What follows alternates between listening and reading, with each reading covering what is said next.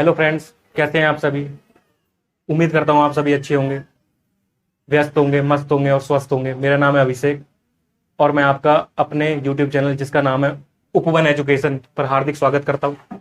आज मैं आपके समक्ष कक्षा 12वीं के इतिहास विषय से संबंधित एक सीरीज लेकर आया हूँ, जिसमें हम कक्षा 12वीं के इतिहास विषय पर एक सार्थक चर्चा करने का प्रयास करेंगे और उस चर्चा के माध्यम से हम उन टॉपिक्स को समझने का प्रयास करेंगे, उन्हें कवर करेंगे। बेसिकली ये कहना चाहता हूँ।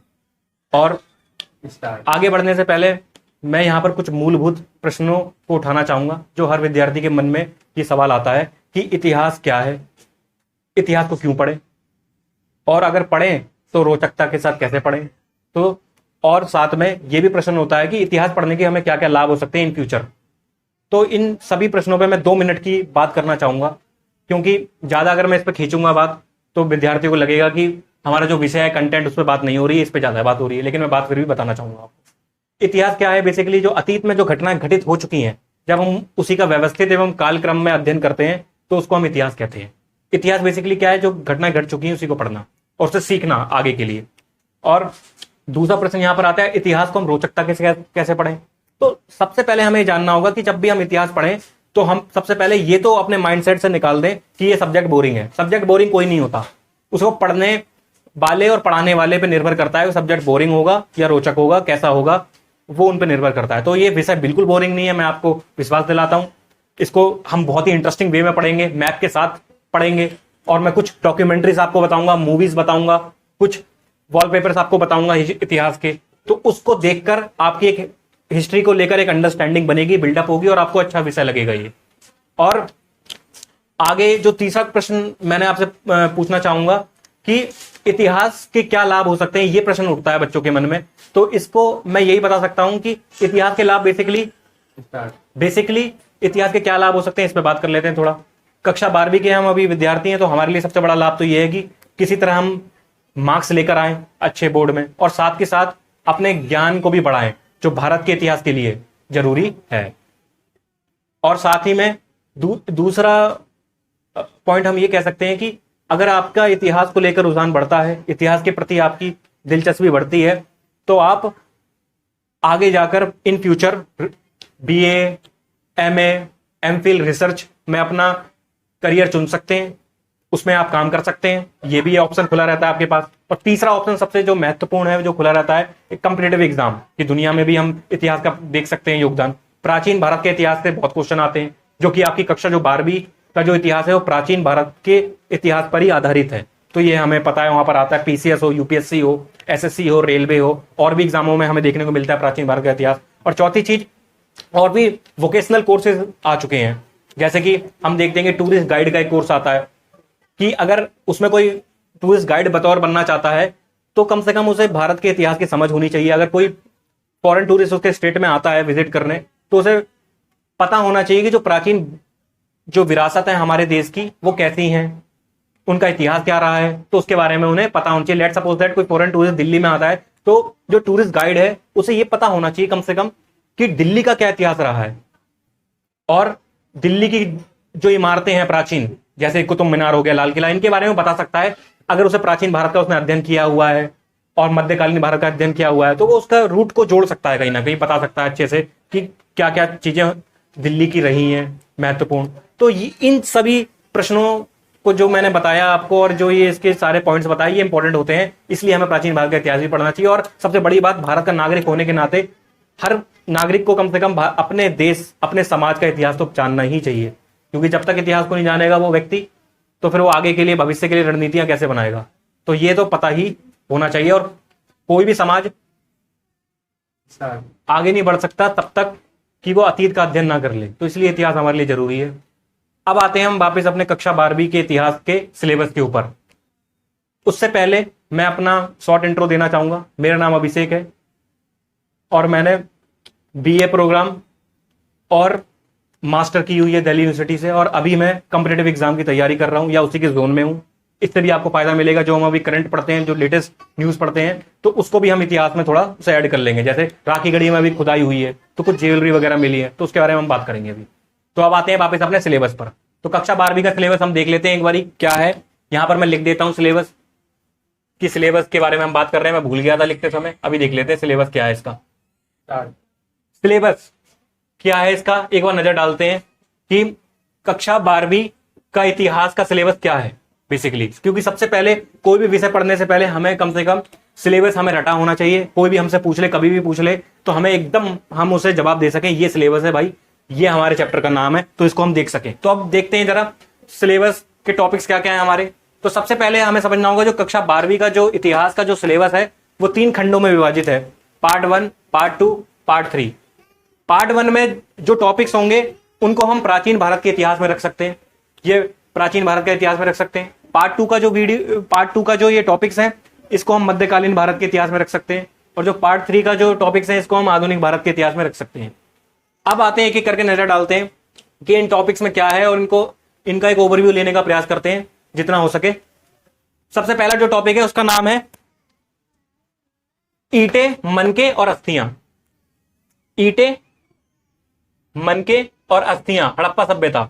तो इस टॉपिक में हम बात करेंगे ईंटें, मनके, अस्थियां क्या होती हैं, हड़प्पा सभ्यता क्या क्या थी, ये सभ्यता माने क्या होता है, हड़प्पा इसका नाम क्यों था, हड़प्पा सभ्यता का समय अवधि क्या थी, हड़प्पा सभ्यता की समकालीन सभ्यताएं कौन सी थी, और हड़प्पा सभ्यता के क्या दूसरे नाम भी थे, तीसरे नाम भी थे, और इस सभ्यता में जो लोग रह रहे थे उनकी सामाजिक आर्थिक स्थिति कैसी थी, कृषि की स्थिति कैसी थी, इनकी कौन से पशुपालन किया करते थे, ये इनके घरों का स्ट्रक्चर, नालियों का स्ट्रक्चर सब हम पढ़ेंगे। और किस पुरातत्वविद ने हड़प्पा की खुदाई कर, इस चैप्टर में हम पढ़ेंगे हड़प्पा सभ्यता की खुदाई किसने करी, जिसके नाम पर इसका हड़प्पा नाम पड़ा। मोहनजोदड़ो उसका एक शहर था, उसकी खुदाई किसने करी, और कौन कौन से पुरातत्वविद थे जो हड़प्पा सभ्यता से जुड़े स्थल की खुदाई में संलिप्त थे, उनके बारे में हम पढ़ेंगे। अब हम देखते हैं अपना चैप्टर नंबर 2 पर, जिसका नाम है राजा, किसान और नगर। 600 ईसा पूर्व से 600 ईस्वी, ये टाइम हमें देखना होगा। 600 ईसा पूर्व से 600 ईस्वी, कम से कम इस समय में ये सारे परिवर्तन हो रहे थे। राजा, यहाँ इस समय में राजा हमें देखने को मिलेंगे, राजधानियां देखने को मिलेंगी, उनके जो है नगर देखने को मिलेंगे, और किसानों का इसमें जिक्र होगा इस चैप्टर में। जब इस चैप्टर पे आएंगे तो डिटेल में मैं इसको समझाऊंगा कि और इसमें क्या क्या आएगा। और तीसरा जो चैप्टर है उसका नाम है बंधुत्व, जाति और वर्ग। इसका भी जो समय अवधि है वो भी 600 ईसा पूर्व से 600 ईस्वी है। ईसा पूर्व क्या होता है, ईस्वी क्या होता है, इसको भी हम समझेंगे जब अपने चैप्टर पे आएंगे, तो जब समझेंगे। तो बंधुत्व माने कैसे भाईचारे के साथ, वो भाईचारे की इसमें बात आ रही है, परिवार की बात आएगी, कुल की बात आएगी, क्या होता है वो। और जाति का हम देखेंगे कि जाति का उद्भव कैसे हुआ, कहां से हुआ। और वर्ग जानेंगे कि वर्ग क्या हो, कैसे स्थिति थी वर्गों की, उच्च वर्ग, निम्न वर्ग, इनकी स्थिति क्या थी। और साथ ही साथ इसमें हम ये जानने का प्रयास करेंगे कि इस चैप्टर में वर्ण व्यवस्था को भी हम देखेंगे। और ये जो चैप्टर है महाभारत, जो हमारा प्राचीन महाकाव्य है, उसके आलोक में है ये चैप्टर। आलोक मतलब उसकी जो सामाजिक व्यवस्था थी उसको इसमें चैप्टर में समझाया गया उसके पात्रों के माध्यम से। अगला चौथा जो चैप्टर है उसका नाम है विचारक, विश्वास और इमारतें। विचारक कौन कौन से थे, उनके विश्वास क्या थे, और किस इमारत का इसमें जिक्र हुआ है, इसका हम बात करेंगे। ये भी 600 ईसा पूर्व से 600 ईस्वी तक की बात है। विचारकों में बेसिकली इसमें बात करेंगे हम महावीर जैन की बात करेंगे, महात्मा बुद्ध की बात करेंगे कि वो जो विचारक आए उन्होंने कौन कौन से विचार दिए अपने, ना सिर्फ एशिया को, भारत को, बल्कि पूरी दुनिया को अपने ज्ञान के प्रकाश में प्रज्वलित किया।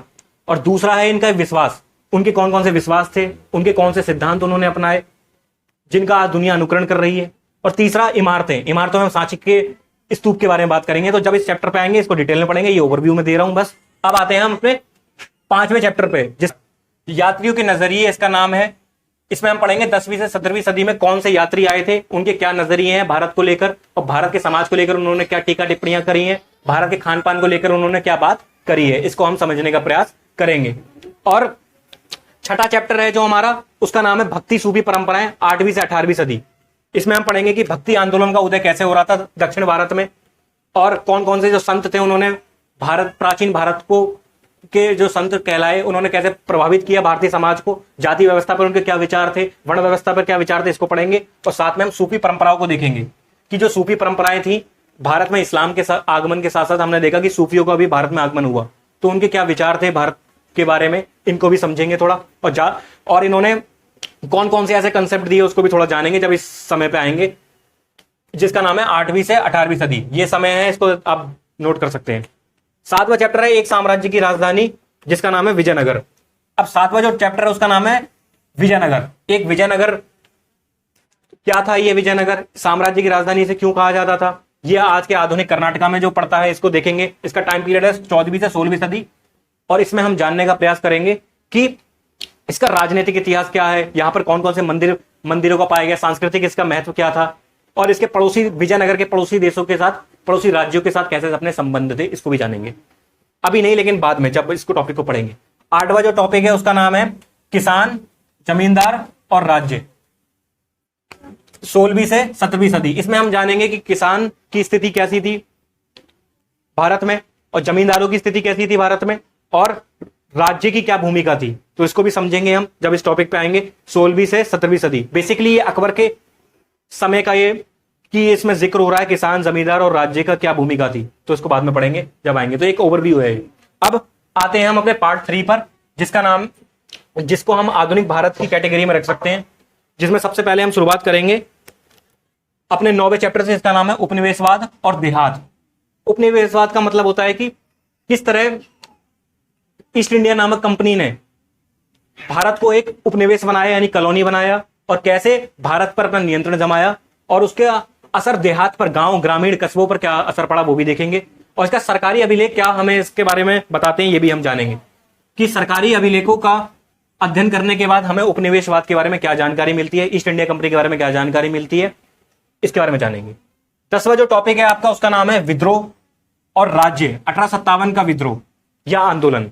तो इसको हम देखेंगे जब ईस्ट इंडिया कंपनी भारत में आ गई तो उसने कुछ ऐसी नीतियां अपनाई जिससे भारतीय जनता में उनके प्रति असंतोष पनपा, और उस असंतोष की परिणति ये हुई कि भारत में 1857 का विद्रोह हुआ, जो कि गदर के नाम से भी जाना जाता है, क्रांति भी कहते हैं विद्वान उसे। तो ये जानेंगे, इसको जब टॉपिक पे आएंगे तब इसे हम पढ़ेंगे डिटेल में। और 11वां जो टॉपिक है आपका उसका नाम है महात्मा गांधी और राष्ट्रीय आंदोलन। इस टॉपिक में हम जानेंगे जब महात्मा गांधी का भारत आगमन हुआ 1915 में, जब महात्मा गांधी भारत में आए तो उन्होंने कैसे राष्ट्रीय आंदोलन जो भारत में चल रहा था उसकी दिशा और दशा में परिवर्तन कर दिया, जिसे हम कहते हैं इंपैक्ट ऑफ गांधी। तो इसको हम जानेंगे, और कैसे महात्मा गांधी ने कैसे मास लीडर गांधी बन गए, और कैसे जनता को अपने साथ जोड़ लिया गांधी ने, और ब्रिटिश हुकूमत की ज्योति धज्जियां उड़ा दी, इसे भी देखेंगे। और 12वां जो टॉपिक है हमारा उसका नाम है संविधान का निर्माण, एक नए युग की शुरुआत। जो अंतिम जो टॉपिक है इसका आपके सिलेबस का उसका नाम है संविधान का निर्माण, नए युग की शुरुआत। तो इसको हम देखेंगे जब संविधान का निर्माण हुआ भारत में तो कैसे एक नए युग की शुरुआत हुई, क्योंकि हम जानते हैं कि संविधान में ही हमें सारे अधिकार दिए गए, मौलिक अधिकार, मौलिक कर्तव्य, व्यक्ति की स्वतंत्रता, हर चीज इसमें दी गई है। और कैसे संविधान ने एक नए युग की शुरुआत करी, इसको हम जानेंगे जब इस टॉपिक पर आएंगे। एक चीज मैं आपको यहां बताना चाहूंगा कि जब इसको आप देख सकते हैं, मैं 2 मिनट के लिए पीछे चला जाता हूं फ्रेम से, ताकि आप इसकी स्क्रीनशॉट ले सकें। अगर आपको अच्छा लगे तो देख लीजिए, स्क्रीनशॉट ले लीजिएगा इसका, अगर आप चाहें तो। ठीक है, मैं वापस आता हूं फ्रेम पे। तो ये हमने देखा, ये सिलेबस के टॉपिक हैं आपके। जब आप इसे किताब से मैच करेंगे तो इसके नंबर अलग अलग हो सकते हैं, इसको आप ध्यान रखिएगा। तो ये था हमारा सिलेबस। अब मैं ये तो हमारा सिलेबस हो गया, और आगे हम ईंटें मन की अस्थियां हड़प्पा सभ्यता के साथ शुरुआत करेंगे। उससे पहले मैं एक चीज और बताना चाहूंगा कि मेरे दोस्त ने इसी अपने चैनल पे, उपवन एजुकेशन चैनल पे, पॉलिटिकल साइंस की एक वीडियो अपलोड कर दी है, आप उसे देख सकते हैं। 2 ध्रुवता का अंत का उसमें विस्तार पूर्वक समझाया है। आज हम चर्चा करने जा रहे हैं चैप्टर 1, जिसका नाम है ईंटें मन के अस्थियां और हड़प्पा सभ्यता। लेकिन इसको पढ़ने से पहले मैं यहां पर एक बात कहना चाहूंगा। कक्षा 12वीं के इतिहास का जो पहला अध्याय है, जब मैंने यूट्यूब पर सर्च किया तो ज़्यादा जो वीडियो थी वो डिटेल में नहीं थी, कॉम्प्रिहेंसिव वे में नहीं थी। मैं किसी की वीडियो की आलोचना नहीं कर रहा हूँ, बुराई नहीं कर रहा हूँ, कोई मैं ये नहीं कह रहा कि बेकार पढ़ाया उन्होंने, अच्छा नहीं पढ़ाया, लेकिन जो लेंथ होनी चाहिए वीडियो की, डिटेल में जो होना चाहिए, वो मुझे मिसिंग लगा थोड़ा। हो सकता है मैं गलत भी हूँ। आप भी सर्च करना एक बारी यूट्यूब पर, फिर आप अपना एक्सपीरियंस बताना कमेंट बॉक्स में लिख कर कि कैसा लगा आपको। तो हम जो चैप्टर 1 पढ़ने जा रहे हैं इसको हम डिटेल में पढ़ेंगे पूरा, जितना मेरे से संभव हो सकेगा मैं उतना पढ़ाने का आपको प्रयास करूँगा। और एक एक चीज़ों को हम सिलसिलेवार तरीके से पढ़ेंगे, एकदम क्रम से, ताकि आपको समझ में आ सके कि हाँ क्या बात हो रही है। तो चैप्टर 1 पे हम सबसे पहले ध्यान देते हैं अपना, जिसका नाम है ईंटें मन के अस्थियाँ। ईंटें आप जानते ही होंगे, जो साधारण घरों में अपने घरों में इस्तेमाल होती हैं ईंटें, मन के मोती टाइप जो मिले हैं, जो पहनते थे लोग, और अस्थियाँ यानी हड्डियाँ, इंसानों की भी हो सकती हैं, जानवरों की भी हो सकती हैं, क्योंकि हड्डियाँ तो रह ही जाती हैं, क्योंकि इंसान मरता है, जानवर मरते हैं, मांस उनका ख़त्म हो जाता है बॉडी का, लेकिन हड्डियाँ तो रहती ही हैं, तो ये ध्यान रखना है।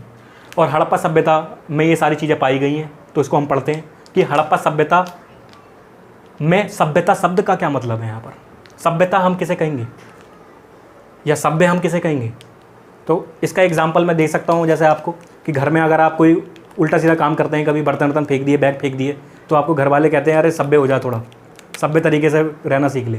तो सभ्य तरीके से रहने का मतलब है कि जीवन को जीना तो है पर तरीके से, एकदम सही से, एकदम वो सभ्यता कहलाती है। जैसे हड़प्पा सभ्यता से पहले जो हमने देखा समय अवधि, जो पूर्व पाषाण काल थी, मध्य पाषाण काल थी, जहाँ पे जो व्यक्ति रह रहे थे वो सभ्य नहीं थे पूरी तरह से, क्योंकि उनके तरीके अभी भी थे, वो जंगली थोड़े शिकार विकार करते थे, मांस खाते थे, जानवरों को देखा मार दिया, पेट भर लिया, उन्हें पेट भरना था अपना बस। और जो घर थे उनके, जैसे आज ईंटों के घर हैं वैसे ईंटों के घर नहीं थे उनके, झोपड़पट्टी वगैरह बना ली उन्होंने, किसी तरह घास फूस से ढक लिया, वो भी तरीके से नहीं ढका, किसी तरह रह रहे हैं, पेड़ों के नीचे सो रहे हैं, तो उन्हें कोई आइडिया नहीं था, कोई तरीका नहीं था। और जहाँ तक लिखने की बात है तो लेखन कला का से तो दूर दूर तक उनका कोई वास्ता नहीं था। लिखने की कला, चित्र हालांकि उन्होंने बनाए, ये मैं नहीं कहूँगा कि चित्र नहीं बनाए, लेकिन लेखन कला से तो उनका दूर दूर तक कोई लेना देना नहीं था। तो इन सभी तत्वों को हम सभ्यता की कैटेगरी में नहीं रख सकते, सभ्यता नहीं मान सकते। सभ्यता हम उसको कहेंगे जब व्यक्ति ने अपने आप को तरीके से रहना सीख लिया। जैसे अब व्यक्ति जो था, अब वो जानवरों को देख के सीधा उनका शिकार नहीं करता था, सीधा उनका मांस नहीं खा लेता था। अब उसने दिमाग लगाया कि जानवरों को मारने की ज़रूरत क्या है, जानवरों को मार के खा लोगे एक बारी तो जानवर एक बार में ख़त्म हो जाएगा, तुम्हारी पेट भर गया। उसने सोच लिया कि जानवरों से हमें कुछ उत्पाद भी तो मिल सकते हैं, जैसे भेड़ है, भैंस है। पहले का जो व्यक्ति था वो मार के खा लेता था, लेकिन जो हड़प्पा सभ्यता का जो व्यक्ति था उसने उन्हें अब पालना शुरू कर दिया, पशुपालन शुरू कर दिया, जिससे उन्हें दूध वगैरह मिलना शुरू हो गया और जानवर उनके लिए बहुत तरह से काम में आए। जैसे बैलों से उसने खेतों में उनका प्रयोग लिया, हल कृषि में प्रयोग लिया, उसी प्रकार तो ये देख सकते हैं। तो इस प्रकार सभ्यता में हम कह सकते हैं। और घरों को बनाना सीख लिया था हड़प्पा सभ्यता के लोगों ने, और घर कोई ऐसे वैसे नहीं थे, आम नहीं थे, कोई घास मिट्टी के बना लिए हों घर, या घास हो उसके बना लिए हों। उन्होंने ईंटों का प्रयोग किया था, पकी हुई ईंटों का प्रयोग जो आज हम अपने घरों में लगाते हैं, वो ईंटें उन्होंने 2600 साल पहले, 2600 से 1900 ईसा पूर्व जो ये टाइम है, इतना प्राचीन टाइम, उस समय सीख लिया था उन्होंने कि ईंटों को, घर को कैसे बनाना चाहिए और घरों का कैसा निकास होना चाहिए, पानी कैसे निकलना चाहिए घरों का, वो हम चर्चा करेंगे आगे। तो ये सब चीज़ें सभ्यता की निशानी होती हैं। जैसे तरीके से रहना आ गया पहला पॉइंट उन्हें, अब वो पशुपालन करने लगे, जानवरों का उपयोग लेने लगे अपने घरेलू कार्यों में। तीसरा कि उन्होंने लेखन कला का यहाँ पर विकास कर लिया था। हड़प्पा सभ्यता के लोग लिखने से परिचित थे, उन्हें पता था कि लिखते कैसे हैं, लेखन क्या होता है। तो ये चीज़ें हम देखते हैं। तो ये सब चीज़ें सभ्यता की निशानी मानी जाती हैं। ये चीज़ें जब आ गई तो व्यक्ति सभ्य हो गया। तो ये इस पे हमने चर्चा करी सभ्यता पर। अब हम आगे बढ़ते हैं, थोड़ा देखते हैं कि सबसे पहले नॉर्मल सी बात है, जो इतिहास हम पढ़ रहे हैं, हमारा इतिहास विषय है, तो इतिहास के पिता किसे कहा जाता है। जैसे दूसरे चीज़ों के पिता होते हैं, कंप्यूटर के पिता होते हैं, जैसे चार्ल्स बेबेज को कह देते हैं। तो उसी प्रकार कि इतिहास के जो पिता हैं हेरोडोटस जो हैं, ये इनको कहा जाता है। यूनानी ये विचारक थे, तो इनको कहा जाता है। और दूसरा पॉइंट हम यहाँ पे बात करेंगे कि हड़प्पा सभ्यता का समय क्या था, टाइम पीरियड क्या था। तो समय जो था इनका 2600 से 1900 ईसा पूर्व था, 2600 से 1900 ईसा पूर्व। अब आप इसमें एक चीज़ देख रहे होंगे कि 2600 के बाद 1900 क्यों आया। 2600 के बाद तो बढ़नी चाहिए थी ईस्वी। जैसे आज हम 2023 में जी रहे हैं, तो 2023 के बाद क्या आएगा, 24 आएगा ना, या 22 आ जाएगा, 2024 आएगा, सीधी सी बात है। लेकिन यहाँ पर हम देखते हैं कि समय कम हो रहा है बढ़ने के बजाय। 2600 जो समय है वो 2500 2400 ऐसे बढ़ रहा है, ना कि 2700 के तरीके से बढ़ रहा है। तो उसको हम ईसा पूर्व कहते हैं। एक विद्वानों ने समय को बांटा है ताकि समय को परिभाषित करने के लिए। तो जो जीरो होती है, सन जीरो है, इससे जो पहले का समय है, जो पहले का समय है, उसे ईसा पूर्व में रखा जाता है। क्योंकि जीरो जो ऐसा मानक है, इस समय माना जाता है कि ईसा मसीह का जन्म हुआ था, और ईसा मसीह का जन्म होने के कारण जीरो को समय का निर्धारण माना जाने लगा विद्वानों द्वारा। और जीरो से पहले का जो समय था सारा वो ईसा पूर्व में रखा गया कैटेगरी में। ईसा पूर्व चलती रहेगी, यानी कि सन घटते रहेंगे। ईसा पूर्व में जो होगा वो सन घटेंगे। 2600 के बाद 2700 नहीं आएगा, अगली साल जो भी होगी 2600 घटते रहेंगे। 100 साल 2500 होंगे, फिर 2400 होंगे, 2300 होंगे, 2200 होंगे, घटता जाएगा, समय घटता जाएगा। जब जीरो पे समय आ जाएगा तब जीरो से जो समय आगे बढ़ेगा, तो जीरो से जो आगे बढ़ेगा समय वो सन कहलाएगा। जैसे आज हम सन में जी रहे हैं, हम ईसा पूर्व में नहीं जी रहे हैं, हम ईसवी में जी रहे हैं। जैसे अभी का जो समय है वो बढ़ रहा है। जैसे हम 21st सेंचुरी में जी रहे हैं तो ये समय बढ़ रहा है, बढ़ता ही जाएगा, अब घटेगी नहीं तारीख। तो यही है यहाँ पर जो हम ध्यान रखते हैं, ईसवी, ईसा पूर्व और ईसवी में। और इंग्लिश में आप चाहें तो ईसा पूर्व को हम कहते हैं BC, BCE कहते हैं, BCE, ई कहते हैं। पहले इसका इस्तेमाल ई नहीं हुआ करता था, BC हुआ करता था, जिसमें लिखा था बिफोर क्राइस्ट, क्योंकि जीरो में जो है ईसा मसीह का जन्म हुआ था जीरो में। तो जीरो को इसीलिए समय के इसको रखकर समय बांटा जाता है। जीरो से पहले का समय ईसा पूर्व, जिसमें जो सन होगी वो घटेगी, और ईसवी के बाद के समय में आज हम जी रहे हैं जो बढ़ते हुए जा रहा है। 2100 है आज, सॉरी माफ़ कीजिएगा, 2023 है, तो अगले साल 2024 होगी, फिर 25 आएगी, फिर 26 आएगी, घटेगी नहीं, कहीं जो घटेगा नहीं समय, क्योंकि हम ईसवी में जी रहे हैं, ईसवी में, ईसा पूर्व में नहीं जी रहे हैं। तो ये बात आप ध्यान रखिएगा। तो बिफोर कॉमन एरा इसे कहा जाता है आज की डेट में। ये जो ईसा पूर्व था इसे बिफोर कॉमन एरा यूज़ करते हैं, और जो ईसवी है उसके लिए यूज़ करते हैं CE, कॉमन एरा। तो इसमें आपको उलझना नहीं है BCE में, बस एडिशनल जानकारी के लिए मैंने आपको बता दिया। तो ये है ईसवी और ईसा पूर्व का पूरा चक्कर क्या है पूरा समझने का। उम्मीद करता हूँ ये आपको समझ में आया होगा थोड़ा। तो इसको कोई दिक्कत नहीं है, अगर दोबारा अगर नहीं समझ में आए तो कमेंट बॉक्स में लिखिएगा नहीं समझ में आया, या तो वीडियो को दोबारा देखिएगा रिवाइंड करके। और YouTube में आपकी एक फ़ीचर है, अगर आपको लग रहा है मैं थोड़ा जल्दी बोल रहा हूँ, तो YouTube में एक फ़ीचर होता है कि आप आवाज़ को कम ज़्यादा कर सकते हैं, आवाज़ की स्पीड कम कर सकते हैं, तो वो कर लीजिएगा आप अगर आपको लगता है तो। अब आगे बढ़ते हैं। अब सवाल आता है तीसरा, हड़प्पा नाम कैसे पड़ा इसका? हड़प्पा सभ्यता का नाम हड़प्पा ही क्यों पड़ा, दूसरा नाम क्यों नहीं पड़ा? तो हमें ये समझना होगा कि सबसे पहले पाकिस्तान में एक जगह है जिसका नाम है हड़प्पा, जिसका मैंने यहाँ पर अंडरलाइन किया हुआ है, जिसका नाम है हड़प्पा। तो हड़प्पा में सबसे पहले खुदाई हुई थी, हड़प्पा में सबसे पहले खुदाई हुई थी। और जब हड़प्पा इस शहर को खोदा गया पाकिस्तान में पुरातत्वविदों द्वारा, मैं बताऊंगा पुरातत्वविद कौन होते हैं, मैं समझाऊंगा आपको कि जब हड़प्पा में खुदाई हुई तो उसमें ऐसी ऐसी चीज़ें निकली उसकी खुदाई में, जिससे ये पता चला कि यहाँ पर कभी एक समय में सभ्यता रहा करती होगी, एक सभ्यता होगी। जैसे हड़प्पा की जब खुदाई हुई तो ईंटें वगैरह बहुत मिली बेशुमार ज़मीन खोद के नीचे से, तो इससे यह अनुमान लगाया गया कि कहीं ना कहीं यहाँ पर एक सभ्यता रही होगी बहुत पहले, जो लोग रहे होंगे, जिन्होंने घर बनाए होंगे वगैरह वगैरह, उनकी चीज़ें मिली, उनके सामान मिले, वो भी हम चर्चा करेंगे अभी क्या क्या मिला। जैसे खुदाई में मृदभांड मिले, मृदभांड एक पात्र होता है, बर्तन होता है, उसमें कुछ सामान रखते हैं वैसा। औजार हो गए, वो कौन से औजारों का प्रयोग करते थे उस समय के लोग। और मुहरें हो गई, मुहरें कैसे प्रयोग करते थे, निवास स्थल, उनका निवास कैसा था, घर कैसा था, ये सब हमें खुदाई में मिला है, ये सब खुदाई में मिला है हमें। और हड़प्पा की जो खुदाई की गई थी वो दयाराम साहनी द्वारा की गई थी, याद रखिएगा। दयाराम साहनी जो थे एक पुरातत्वविद थे। पुरातत्वविद का मतलब होता है ऐसा व्यक्ति जो पुरानी चीज़ों को खोजने के प्रति आकर्षक होता है और उसकी खोजबीन का कार्य रखता है। तो इसको हमें ध्यान रखना है आपको, ठीक है। और दयाराम साहनी ने करीबन माना जाता है, इस डेट को आप चेक कर लीजिएगा एक बार, हो सकता है मैं भी गलत हूँ, लेकिन जहाँ तक मेरा पूरा विश्वास है 1921 में इन्होंने खोजा था, हड़प्पा सभ्यता की खोज की थी। तो आप देखिएगा दयाराम साहनी को इसका क्रेडिट दिया जाता है, श्रेय दिया जाता है कि इन्होंने इस महान सभ्यता के होने को बताया दुनिया के सामने कि कोई सभ्यता हड़प्पा नाम की भी थी।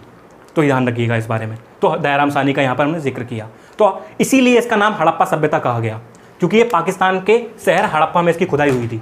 जैसा कि आप जानते हैं,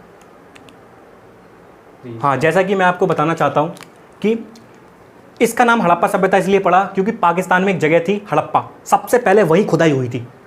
और खुदाई करने वाले व्यक्ति थे, जैसे मैंने बताया अभी भी, दयाराम साहनी जी थे। इन्होंने खुदाई करी और इस खुदाई के माध्यम से इन्होंने बताया कि सबसे पहले यहाँ पे कोई सभ्यता का निवास रहा होगा, क्योंकि बहुत सारी इन्हें ऐसे पुरानी चीज़ें मिली हैं, जैसे कि ईंटों के ढेर मिले बहुत सारे, इन्हें मृदभांड मिले, औजार मिले, मोहरें मिली, ये सब मिला इन्हें। तो इस आधार पर इन्होंने बता दिया कि यहाँ पर कोई बड़ी सभ्यता रही होगी, तो इसलिए इनको क्रेडिट दिया जाता है दयाराम साहनी को। अब अब हम अगले टॉपिक पे आते हैं इसके, कि हड़प्पा सभ्यता का विस्तार कब हुआ, कि हड़प्पा सभ्यता का विस्तार कहाँ कहाँ हुआ, सॉरी कब नहीं, कहाँ विस्तार हुआ वो देख लेते हैं थोड़ा। जैसे कि मैंने बताया आपको, भारत में तो हुए, पाकिस्तान में सबसे पहले हुआ, क्योंकि पाकिस्तान में खुदाई हुई थी दयाराम साहनी द्वारा, तभी उसका नाम हड़प्पा सभ्यता नाम रखा गया, क्योंकि हड़प्पा शहर में खुदाई हुई थी। आज भी ये हड़प्पा शहर आपको दिख जाएगा पाकिस्तान में, ठीक है, क्योंकि आज़ादी से पहले भारत पाकिस्तान सब एक ही थे, एक ही मुल्क था, एक ही देश थे, भारत पाकिस्तान बांग्लादेश, तो कोई डिवीज़न थी नहीं, तो सबको भारत ही कह देते थे। लेकिन अब आज़ादी के बाद जो ये जगह हड़प्पा, ये पाकिस्तान के पक्ष में चली गई है। पाकिस्तान क्योंकि बंटवारा हो गया, जैसे भाई भाई का बंटवारा हो जाता है, तो कुछ चीज़ें भाई के एक के भाई के पास आ गई, दूसरी भाई के पास चली गई, तो वैसे ही इसका हमने देखा।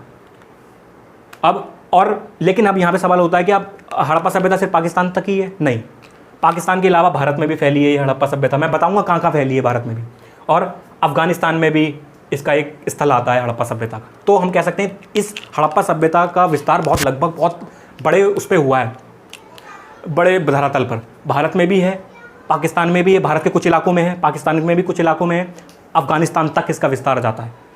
और अब हम एक और चीज़ मैं आपको बताना चाहूँगा इसमें, कि इसका दूसरा नाम, हड़प्पा सभ्यता का दूसरा नाम, हम इसे सिंधु घाटी की सभ्यता भी कहते हैं। क्या कहते हैं? सिंधु घाटी की सभ्यता, सिंधु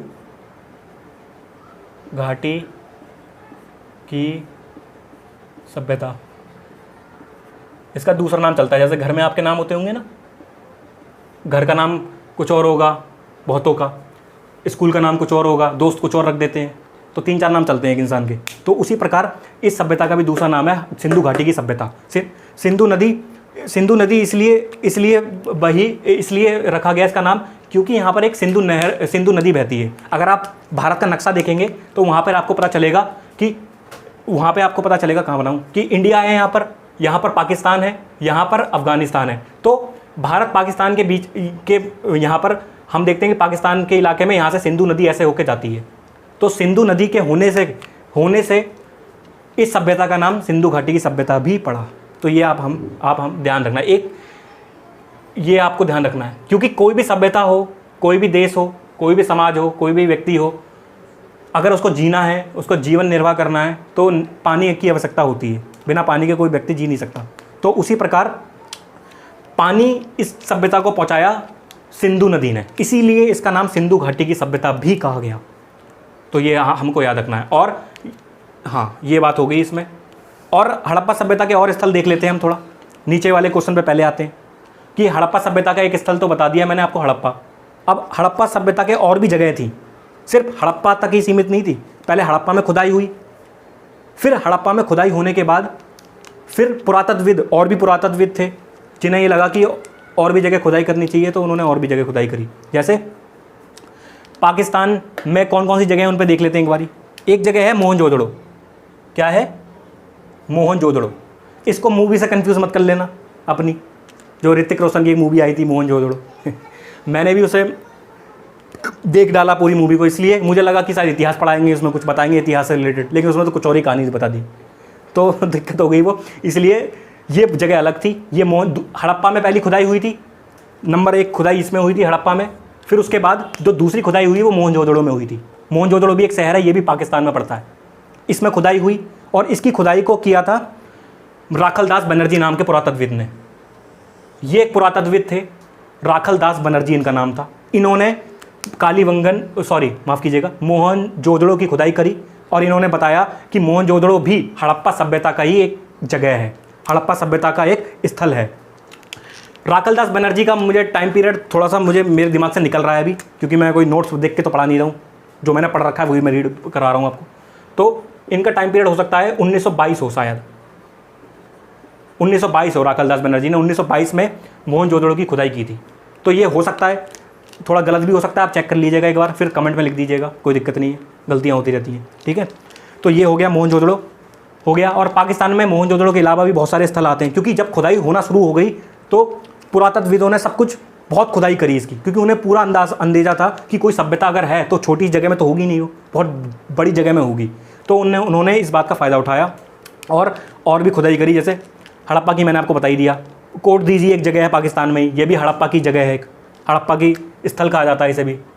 ये जैसे क्वेश्चन मैंने लिखवाया था कि हड़प्पा सभ्यता के अन्य स्थल कौन कौन से हैं, तो कोटदीजी हो गया एक स्थल हो गया, बालाकोट हो गया एक स्थल।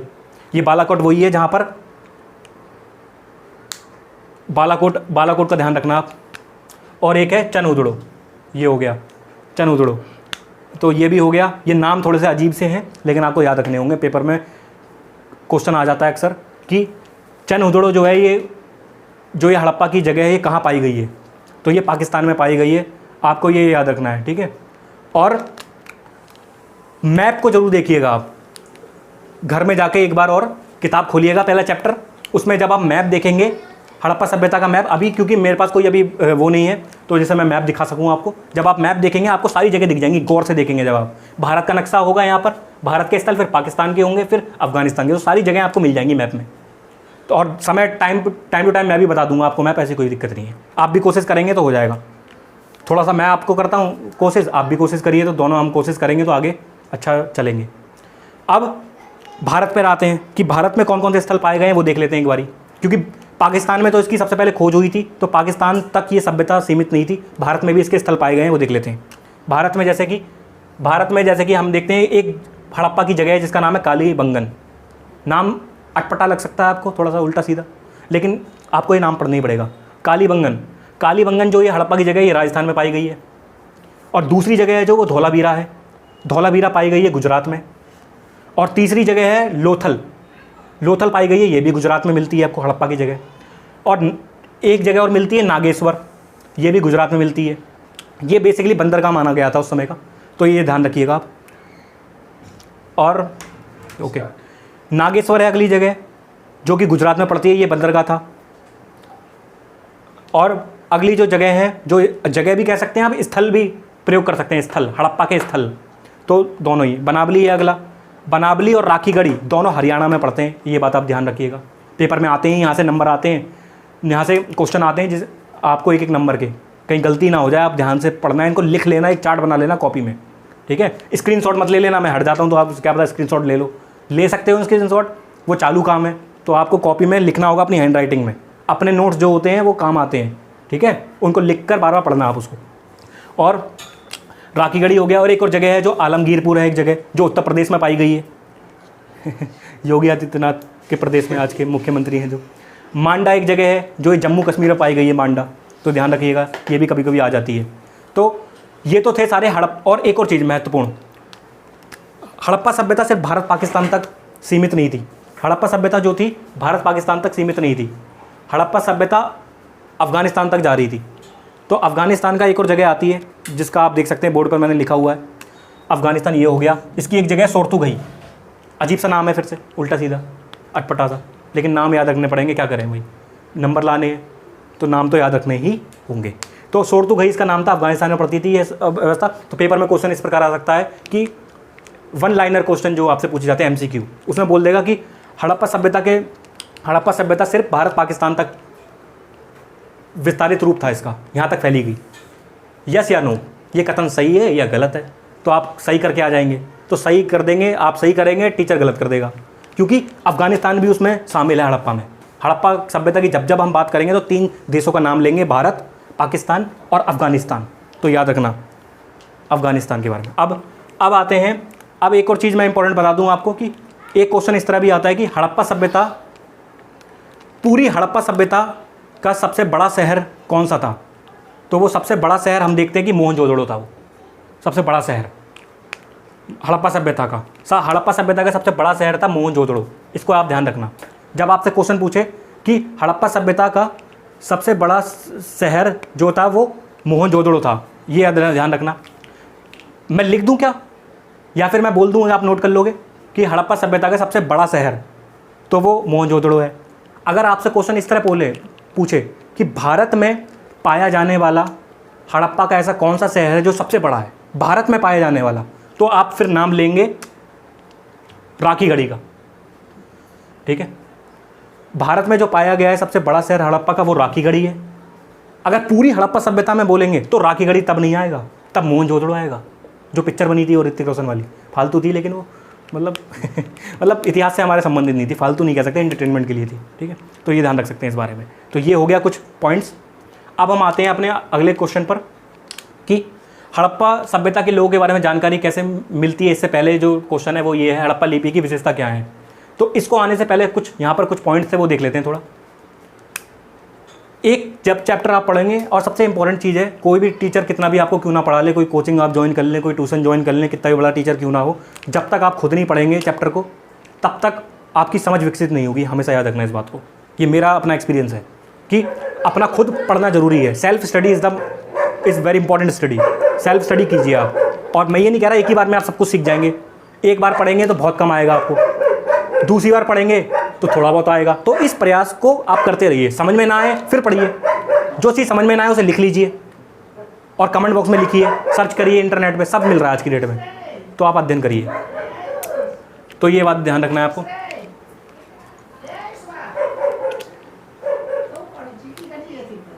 तो अगला जो पॉइंट है वो देखते हैं कि जब आप चैप्टर का इंट्रोडक्शन पढ़ेंगे तो उसमें ये शब्द आपको बार बार नजर आएंगे, पुरावस्तुएं और पुरातात्विक वस्तुएं क्या होती हैं। पुरावस्तुओं से आप क्या समझते हो? पुरातात्विक वस्तुएं एक ही चीज़ होती हैं। तो पुरावस्तुएं कुछ ऐसी चीज़ें होती हैं जो पुरानी वस्तुएं होती हैं, जो हमें खुदाई के माध्यम से मिली हैं, जो हमने खुदाई करा है समय समय पर। एक शब्द और आएगा, उत्खनन। जो उत्खनन किया है उसके माध्यम से जो हमें जो चीज़ें मिलती हैं वो पुरावस्तुएं कहलाती हैं। खुदाई में हमें क्या क्या मिला, जैसे निवास स्थलों के बारे में पता चला है। यहाँ से आपको सही दिख रहा होगा मेरे ख्याल में। बर्तन के बारे में हमें पता चलता है, खुदाई में बर्तन मिले हैं हड़प्पा के लोगों के, मृदभांड मिले हैं, उनके औजार मिले हैं, मोहरे मिले हैं। तो ये सारी चीज़ें मिली हैं, इन्हें पुरावस्तुएं कहते हैं। ऐसी वस्तुएं जो पुरानी वस्तुएं हैं, जो नवीन नहीं है, जो खुदाई के माध्यम से हमें प्राप्त हुई हैं, उन्हें पुरातात्विक वस्तु भी कहते हैं। ये इसलिए समझाया मैंने क्योंकि ये शब्द में जब मैं पढ़ता था तो बहुत बार आया ये शब्द। और एक और शब्द आएगा, पुरातत्वविद। पुरातत्वविद कौन लोग होते हैं? पुरातत्वविद ऐसे लोग होते हैं जो पुरानी वस्तुओं के प्रति अपनी रुचि रखते हैं और पुरानी वस्तुओं को खोजने का प्रयत्न करते हैं, और पुरानी वस्तुएं जो खोजी गई हैं उसका पढ़ने का और समझने की कोशिश करते हैं। तो इस बात को हमें ध्यान रखना है। जैसे दयाराम साहनी हो गए, जैसे राखलदास बनर्जी हो गए, जैसे। तो पुरातत्वविदों के बारे में हमने जाना कि पुरातत्वविद वो व्यक्ति होते हैं जो पुरानी जो चीज़ें जो खुदाई में मिलती हैं उनके प्रति जो रुचि रखते हैं और जो पुरानी वस्तुओं को खोजने का प्रयत्न करते हैं, और जो खोजी हुई वस्तुएं हैं उनको पढ़ते हैं, उनको समझते हैं कि ये वस्तु किससे संबंधित है और इस वस्तु से क्या मतलब निकल रहा है उनका, और ये वस्तु किस प्रकार हमें इतिहास को समझने में सहायक हो सकती है। उस आधार पर वो हमारे इतिहास के पुनर्निर्माण में सहायता प्रदान करते हैं। तो ये पुरातत्वविदों के कुछ नाम आ रहे हैं। पुरातत्वविद में हो गए जैसे दयाराम साहनी हो गए, जैसे मैंने आपको बताया 1921 में इन्होंने हड़प्पा सभ्यता की खोज की थी। और दूसरे व्यक्ति हो गए, दो पुरातत्वविद हमने देख लिए, बनर्जी और साहनी। साहनी ने 1921 में हड़प्पा शहर की खोज की थी और बनर्जी ने 1922 में मोहनजोदड़ो की खोज की थी। और तीसरा पुरातत्वविद का जिक्र है आपकी पुस्तक में, मैके का नाम आएगा बार बार। इसने हड़प्पा सभ्यता के बारे में ये बोला है कि हड़प्पा सभ्यता जो है बहुत ही स्वच्छ सभ्यता मानी गई है, साफ सफाई पे इन्होंने बहुत ध्यान दिया हड़प्पा वासियों ने। और इसने हड़प्पा सभ्यता की जगह जहाँ खुदाई में नालियाँ वगैरह मिली हैं उसकी इसने अध्ययन किया है। और इसने बताया कि नालियों की जो स्ट्रक्चर है, जो नालियों की संरचना है, जो उसकी बनावट है वो अच्छी थी। ईंटें वगैरह का बताया इसने, अच्छी ईंटों का प्रयोग किया गया। तो इसने ये सब बातें करी है मैके ने। इन तीनों का नाम याद रखना, ही आ जाता है क्योंकि पेपर में। अब अगले क्वेश्चन पे आते हैं हम। ये सब हमने देख लिया। और पुरावस्तु, यहाँ पर एक चीज़ और मैं बताना चाहूँगा आपको कि हड़प्पा सभ्यता की विशिष्ट पुरावस्तु मिली है। एक विशिष्ट माने होता खास प्राचीन वस्तु मिली है जिसका नाम है हड़प्पाई मुहर है, जो सैलखड़ी नामक पत्थर से बनाई गई है। पत्थरों के प्रकार। अब हम अपने अगले सवाल पे आते हैं, जो सवाल कह लो या पॉइंट कह लो। हड़प्पा लिपि की विशेषता क्या है? तो इस लिपि की विशेषता पढ़ते हैं कि लिपि की क्या विशेषता है। विशेषता माने होता है कुछ खास बात क्या है इसमें, वो हम देखते हैं। तो ये प्रश्न आता है, याद रखना आप। 3 नंबर का एक क्वेश्चन आता है पेपर में, इसको आप ध्यान रखना लिखते समय। पूरे मार्क्स इसमें आते हैं अगर सही से करोगे तो। जैसे लिपि की विशेषता क्या है तो आप लिख सकते हैं हड़प्पा लिपि की निम्नलिखित विशेषताएं हैं। पहली नंबर विशेषता है इसकी कि ये लिपि जो है दाएं से बाएं लिखी गई है। कैसे लिखी गई है? दाएं से बाएं, राइट टू लेफ्ट, दाएं से बाएं लिखी गई है। पहली विशेषता ये हो गई इसकी। दूसरी विशेषता है कि यह अभी तक पढ़ी नहीं गई है, अभी तक नहीं पढ़ी गई। पढ़ी जाने का मतलब ये है कि इस लिपि में जो अक्षर लिखे गए हैं उसका अभी तक पुरातत्वविद, जितने भी पुरातत्वविद हों, सभी ने इस लिपि को पढ़ने में सफलता नहीं प्राप्त की है। मतलब अभी भी एक मिस्ट्री बनी हुई है, रहस्य बना हुआ है। और तीसरी इसकी विशेषता ये है कि हड़प्पा लिपि का एक अभिलेख मिला है जिसमें कम से कम 26 चिन्ह पाए गए हैं और जिनकी संख्या 375 से 400 के बीच बताई गई है। 375 से 400 के बीच इनके चिन्हों की संख्या पाई गई है। तो ये भी इसकी एक विशेषता रही है। तो ये इसकी विशेषताएं हैं हड़प्पा लिपि की। मैं उम्मीद करता हूँ कि आपको समझ में आया होगा ये वाला पॉइंट। तो इसको ध्यान रखिएगा, क्या क्या विशेषता है। दाएं से बाएं पहली, दूसरी अभी तक नहीं पढ़ी गई है, रहस्यमयी लिपि है, मिस्ट्री है। तीसरी, इसमें जो अभिलेख मिला है सबसे बड़ा, उसमें 26 चिन्ह है जो संख्या 375 से 400 के बीच में है। तो ये याद रखना इस बारे में। इसको मैं मिटा देता हूँ, ठीक है। अब आगे बढ़ते हैं। अब अगला जो क्वेश्चन है वो ये है कि हड़प्पा सभ्यता के लोगों के बारे में जानकारी कैसे मिलती है हमें, कि लोगों के बारे में जानकारी कैसे मिलती है। जैसे आज के लोग हैं, इनकी जानकारी कहाँ से मिलेगी? गूगल, यूट्यूब वगैरह दुनिया भर की चीज़ें आ गई हैं। तो उस समय तो यूट्यूब नहीं रहा होगा 2600 साल पहले, यानी 4000 साल पहले की बात कर रहे हैं हम। तो उस समय तो नहीं रहा होगा कुछ भी उनके पास। तो इनके बारे में जानकारी हमें इस प्रकार से मिलती है कि उस समय के जो लोग जिन वस्तुओं का प्रयोग करते थे खाने में, पहनने में, तो उनके द्वारा जो छोड़ी गई वस्तुएं हैं वो हमें मिल गई हैं। जैसे मैंने आपको बताया कि व्यक्ति मरता है, लेकिन व्यक्ति ने कुछ अगर आभूषण पहन रखे हैं, कुछ कड़े वगैरह पहन रखे हैं, कुछ भी चीज़ें पहन रखी हैं, व्यक्ति तो मर जाएगा, लेकिन उसकी जो चीज़ें हैं वो तो ज़मीन में रह जाएंगी। तो ज़मीन पे रह गई वो चीज़ें, और 4000 साल बाद उस ज़मीन पर बहुत सारी मिट्टी की परतें चढ़ती गई। फिर बाद में जब उसकी खुदाई हुई नीचे से, तब वो चीज़ें मिली हैं हमें। बहुत इंपॉर्टेंट बर्तन मिले हैं, बहुत ही महत्वपूर्ण मनके मिली हैं, आभूषण मिले हैं, औजार वगैरह मिले हैं। तो ये हमें जानकारी देते हैं उस समय की। तो इस क्वेश्चन को आप इस तरह लिख सकते हैं कि हड़प्पा सभ्यता के लोगों के बारे में जानकारी हमें उनके द्वारा छोड़ी गई वस्तुओं से मिलती हैं। वो छोड़ी हुई वस्तुएं कौन सी हैं वो देख लेते हैं। जैसे वो वस्तुएं हैं निवास स्थल, बर्तन हो गए उनके कुछ, जिन बर्तनों का उपयोग करते होंगे अपने दिन प्रतिदिन के कार्यों में, खाने वगाने में। तीसरा हो गया मृदभांड। मृदभांड एक ऐसा पात्र होता है जिसमें वस्तुएं रखी जाती हैं सहज के, बचा के रखने के लिए। चौथा हो गया औजार वगैरह हो गए, किन औजारों का प्रयोग करते थे वो, तो ये हो गया। और मुहरें भी पाई गई हैं। तो ये सारी चीज़ें हमें उनके बारे में जानकारी उपलब्ध कराती हैं। तो ये हो गया प्रश्न। अब अगला प्रश्न आता है कि हड़प्पा सभ्यता के लोगों के जीवन निर्वाह के क्या तरीके थे। जीवन निर्वाह का मतलब होता है कि जीवन वो कैसे जीते थे, क्या खाते थे, किसकी कृषि करते थे। तो ये इसके बारे में हम ये कह सकते हैं कि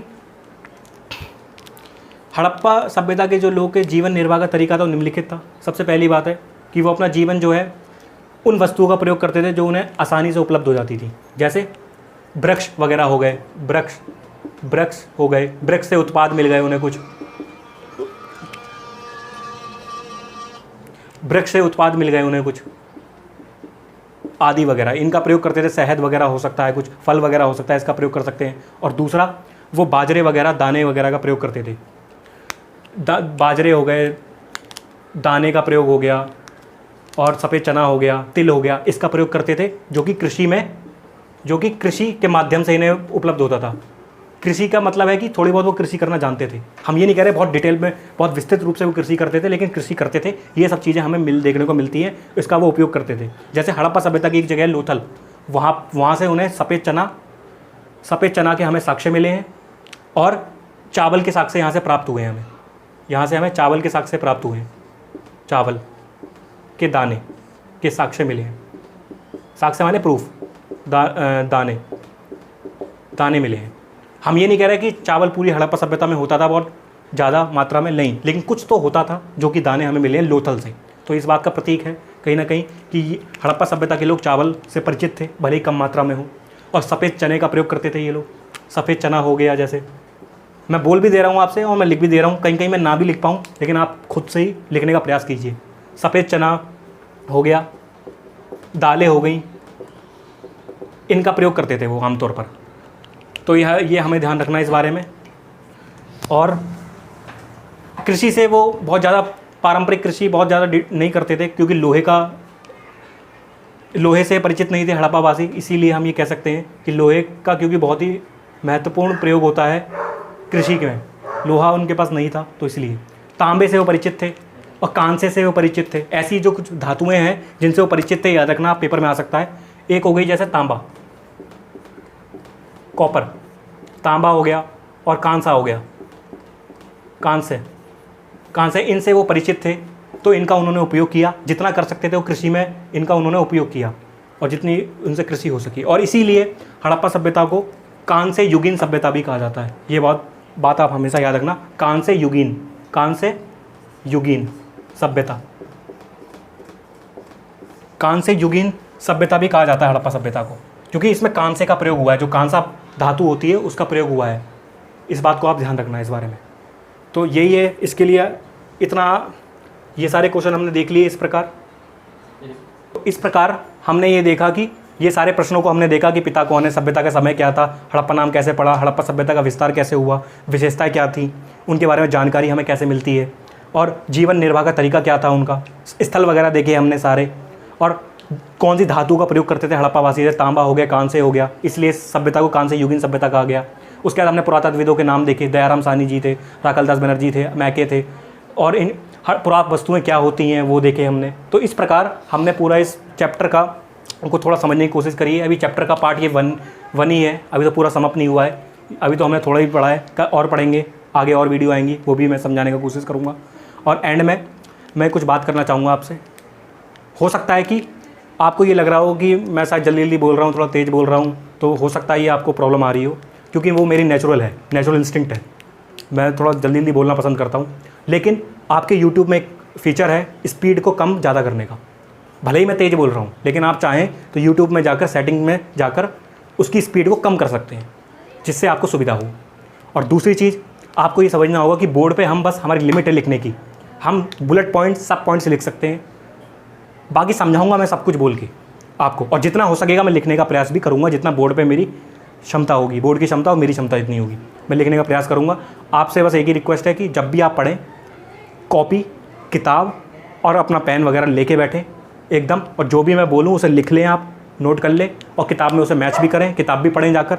मैं ये नहीं कह रहा कि इसी भरोसे जाना है आपको, बिल्कुल नहीं। आप अपनी किताब पढ़ें, और जो भी मैंने पढ़ाया है आपको, उसमें अगर आपको डाउट लगता है तो कमेंट बॉक्स में आप लिखिएगा कि क्या आपको डाउट लगता है, कैसा और उसमें इम्प्रूवमेंट की जाए, क्या सुधार हो सकता है, पॉजिटिव वे में आप लिख सकते हैं। और हाँ, और जैसा भी मैंने आपको पढ़ाया है, जैसा आपकी जो फीडबैक है, मैं उसका वेट करूँगा। आप कमेंट बॉक्स में लिखिए, अपना रिएक्शन दीजिए, प्रतिक्रिया दीजिए अपनी, कि आपको पढ़ के कैसा लगा, अच्छा लगा, ठीक लगा, बेकार लगा, नहीं अच्छा लगा, वो आप लिखिए। और कोशिश करिए, लाइक करिए, शेयर कीजिए, सब्सक्राइब कीजिए अपने दोस्तों के साथ, और कोई भी डाउट हो उसे कमेंट बॉक्स में लिखिए, ताकि उसमें इम्प्रूवमेंट की जा सके। और डिसलाइक भी कीजिए, अगर आपको पसंद नहीं आता तो डिसलाइक भी करो, कोई दिक्कत नहीं है, लेकिन डिसलाइक क्यों किया कमेंट बॉक्स में लिखना, ताकि इम्प्रूवमेंट हो सके। आज के लिए इतना ही। और हाँ, मैं एक चीज़ और ऐड करना चाहूँगा, क्योंकि हम भी अभी प्रिपरेशन के जोन में हैं, कॉम्पिटिटिव एग्ज़ाम की हम भी तैयारी कर रहे हैं, तो हम पे भी समय ज़्यादा होता नहीं है। जैसा संडे था तो समय मिल गया थोड़ा, तो उसका हमने यूटिलाइज़ किया ताकि वीडियो बनाने में आपके लिए एक वीडियो लाई जाए। और आप कमेंट बॉक्स में लिखिएगा कि आपको कितने मिनट में एक वीडियो चाहिए, आप कितना समय चाहते हैं, कि वीडियो लंबी हो, शॉर्ट हो, आप क्या चाहते हैं, क्योंकि शॉर्ट वीडियो यूट्यूब पे बहुत है, वो आपको अवेलेबल हो जाएगी। मेरा ये मानना है कि वीडियो लॉन्ग होनी चाहिए, लॉन्ग होने से क्या है, डिटेल में एक एक पॉइंट पढ़ा जा सके, समझा जा सके, और ताकि समझ में आए। अगर शॉर्ट वीडियो बना देंगे तो कहीं ना कहीं हम जस्टिस नहीं कर पाएंगे इसके साथ, चैप्टर के साथ, क्योंकि चैप्टर बहुत डिटेल में है। जब आप चैप्टर पढ़ेंगे तो बहुत डिटेल होगा, कम से कम 3-4 दिन लगते हैं इस चैप्टर को कंप्लीट करने में अच्छे से। अगर जल्दीबाजी में करना है फिर तो कोई बात ही नहीं है। तो आप कमेंट लिखिएगा, मैं आप वेट करूँगा बहुत, आपके जैसा भी कमेंट होगा। और पसंद आए तो लाइक कीजिएगा, नहीं पसंद आया डिसलाइक कीजिएगा, और डिसलाइक क्यों किया गया कमेंट में ज़रूर लिखना। आज के लिए इतना ही रखते हैं।